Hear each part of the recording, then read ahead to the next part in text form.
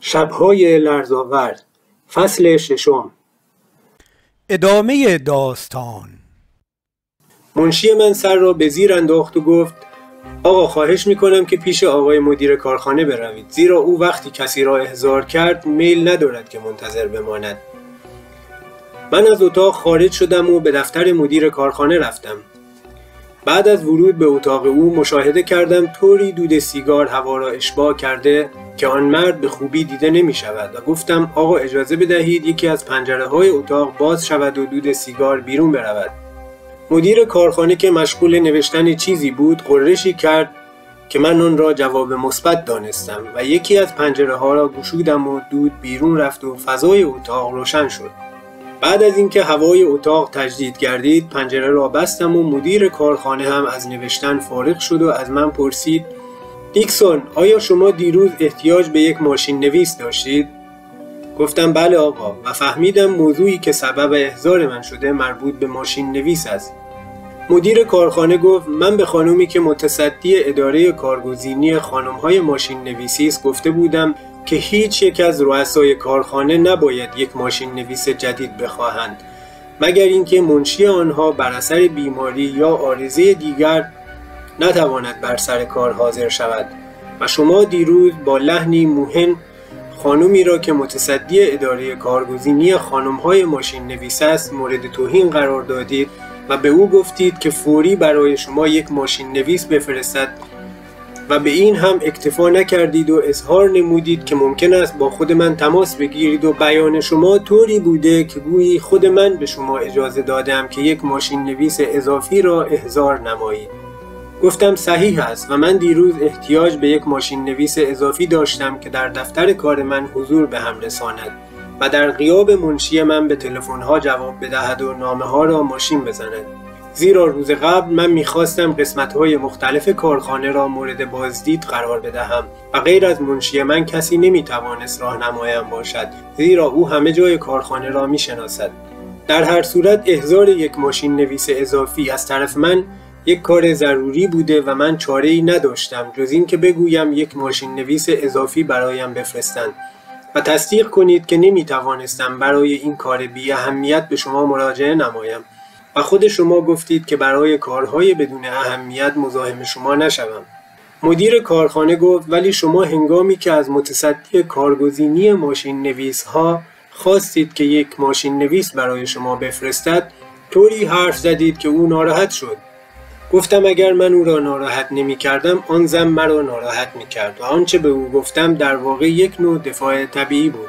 من منتظر بودم که مدیر کارخانه خشمگین شود و به خدمت من خاتمه بدهد، ولی آن مرد قاه قاه خندید و گفت: دیکسون، بعد از 10 سال که این خانم در این کارخانه کار می کند و متصدی کارگزینی زنهای ماشین نویس است، امروز برای اولین مرتبه او را متوحش دیدم و وحشت زده اینجا آمد و از شما شکایت کرد. گفتم برای چه وحشت زده اینجا آمد و از چه بیم داشت؟ مدیر کارخانه گفت: او بر اثر حرفهایی که شما دیروز زدید تصور کرد که دیگر در مورد خانم‌های ماشین نویس این کارخانه اختیاری ندارد و فاقد قدرت اداری است و من هرگز این زن را مثل امروز متوحش و مضطرب ندیدم. گفتم اینک بگویید که منظور شما از احضار من به اینجا چیست؟ مدیر کارخانه گفت: منظور من این است که به شما بگویم از کار شما راضی هستم، چون امروز بعد از اینکه متصدی کارگزینی خانم‌های ماشین نویس رفت من آجودان شما را احضار کردم و راجع به کار شما از او توضیح خواستم و او گفت در هیچ دوره‌ای کارخانه نیرومند با این دقت مورد حفاظت قرار نگرفته است و این کار شما هم در مورد احضار خانم ماشین نویس خوب بود و من مردی چون شما را که مبتکر هستید یک مرد لایق می‌دانم. بعد از این حرف من از اتاق مدیر کارخانه خارج شدم و به دفتر خود رفتم. منشی من پرسید: مذاکرات شما با مدیر کارخانه آیا خوب بود یا بد؟ گفتم خوب بود و او مرا مورد قدردانی قرار داد به طوری که تصور نمی کنم به خدمت من خاتمه بدهد یا لااقل امروز به خدمتم خاتمه نخواهد داد. آنگاه پشت میز خود نشستم و به بانک، همان بانکی که در آنجا حساب دارم، تلفن نمودم و درخواست کردم بگویند که آیا امروز پولی به حساب من واریز شده است یا نه. چند لحظه بعد شخصی که با من صحبت می‌کرد گفت: آقا امروز $10,000 به حساب شما واریز شده است. معلوم شد زنی که می گفت همین فردا $10,000 به حساب من خواهد پرداخت حرفی بی اساس نمی زده و گفته‌اش ارزش داشته است. باید بگویم وقتی فهمیدم که $10,000 به حساب من واریز شده است خوشوقت شدم.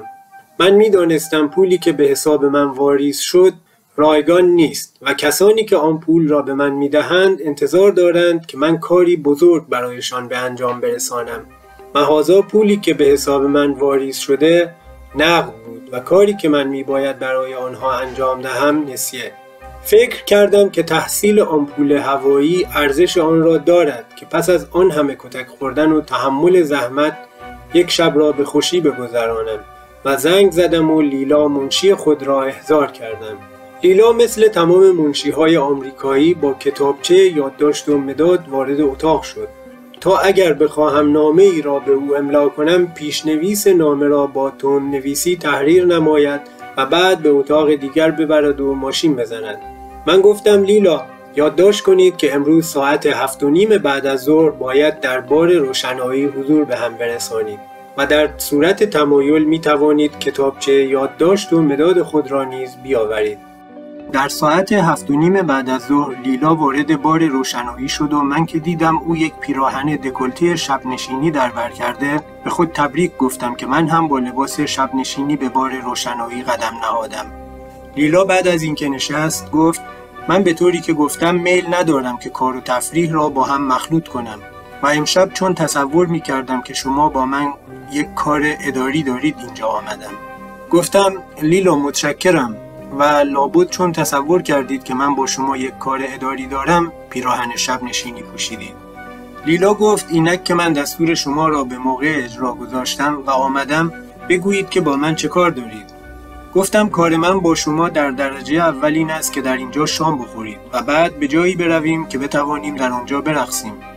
لیلا گفت من ممکن است که با شما شام بخورم ولی نمیتوانم به جایی بیایم که در آنجا برقصیم. سوال کردم برای چه نمیتوانید آنجا بیایید؟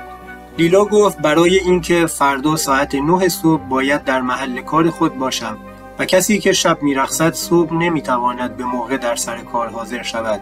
گفتم لیلا من چون رئیس و مسئول شما هستم میگویم که شما با اطلاع و اجازه خود من دیر آمده اید. آیا باز ایرادی دارید یا نه؟ لیلا گفت اگر شما تقبل کنید که مسئولیت تأخیر مرا بر عهده بگیرید من حرفی ندارم.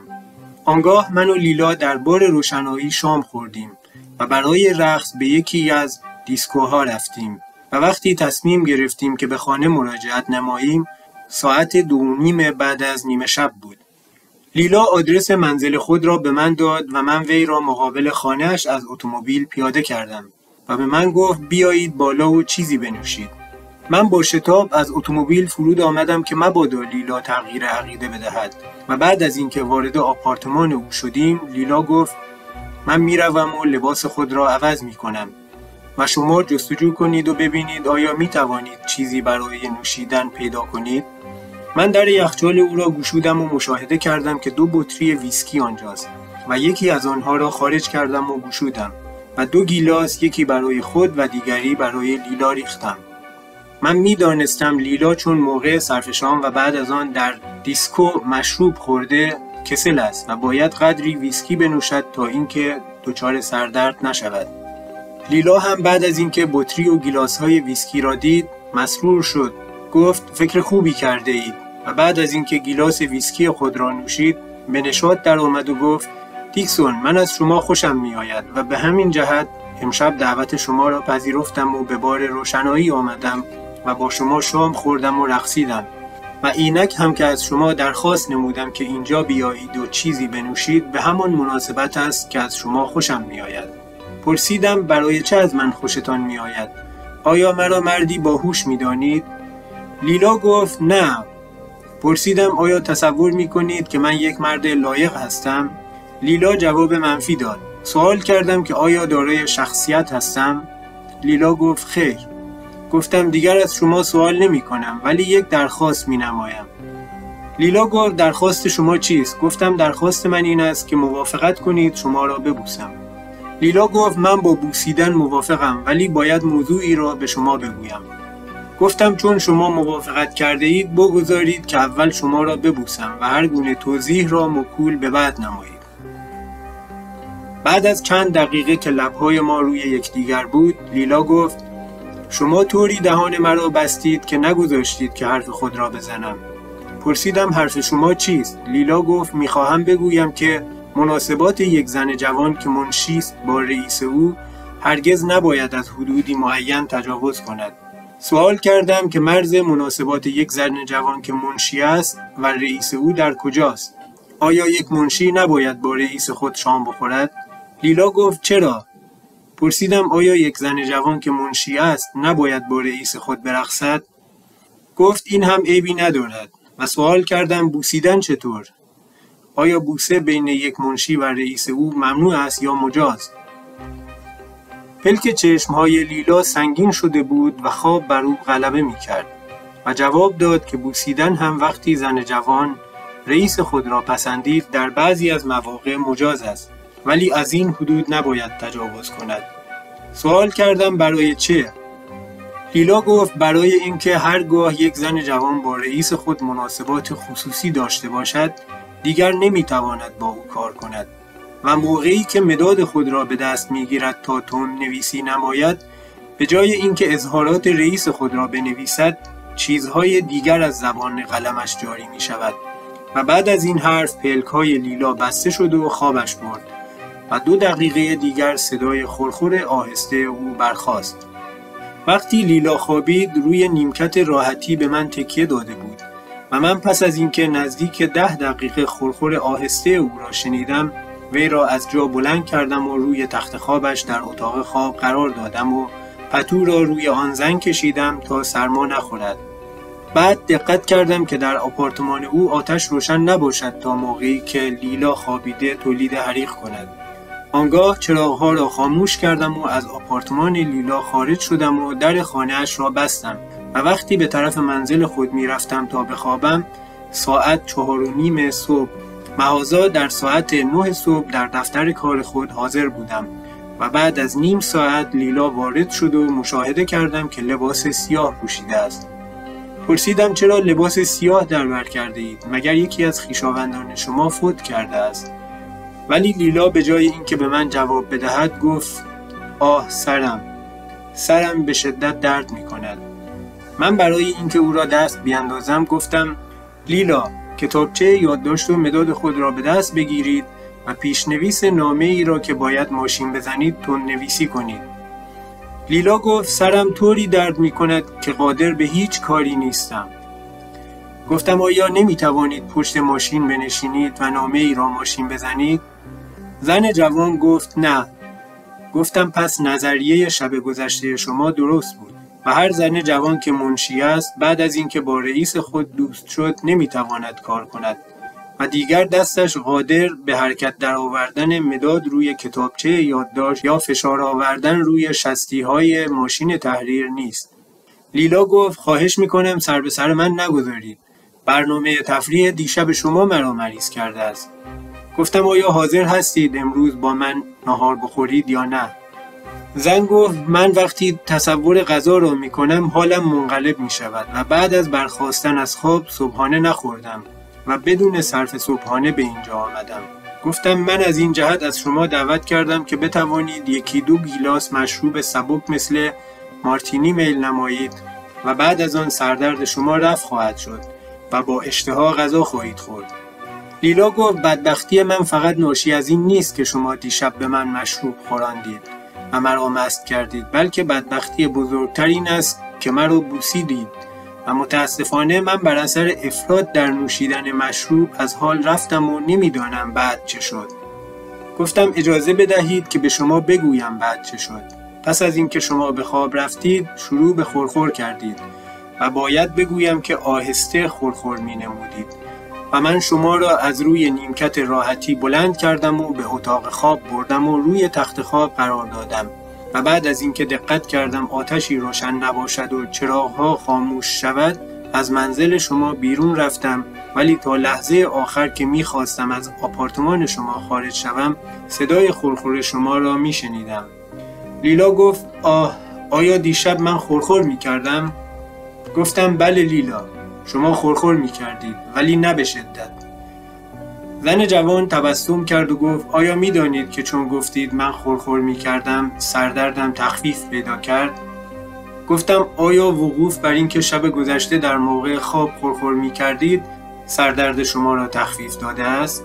لیلا گفت بله، برای اینکه از شنیدن این خبر خوشوقت شدم. گفتم لیلا، من هرگز تصور نمی کردم که وقتی به یک نفر بگویند خورخور می کند او خوشوقت می شود. لیلا گفت ولی من خوشوقت شدم برای اینکه فهمیدم که شما یک مرد شریف و جنتلمن هستید. گفتم لیلا، از شما متشکرم که نسبت به من ابراز حسن نیت نمودید. ولی چطور شد بعد از اینکه دانستید که دیشب خورخور می کردید گفتید من مردی شریف و جنتلمن هستم؟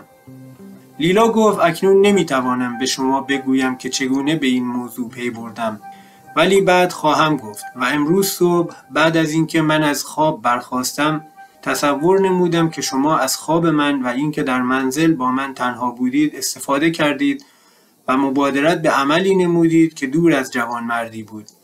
ولی چون گفتید که من خورخور می کردم اطمینان خاطر حاصل کردم و می دانم که شب قبل از شما عملی که مخالف جوانمردی باشد سر نزده است. اینک اگر موافقت می کنید چون کماکان حالم خوش نیست بروم، ولی تا امشب حالم بهتر خواهد شد و شما می توانید در ساعت 8 بعد از ظهر برای صرف شام به منزل بیایید. و آن وقت با اشاره دست از من خداحافظی کرد و رفت. شب‌های لرزآور. کاری از برنادل بود.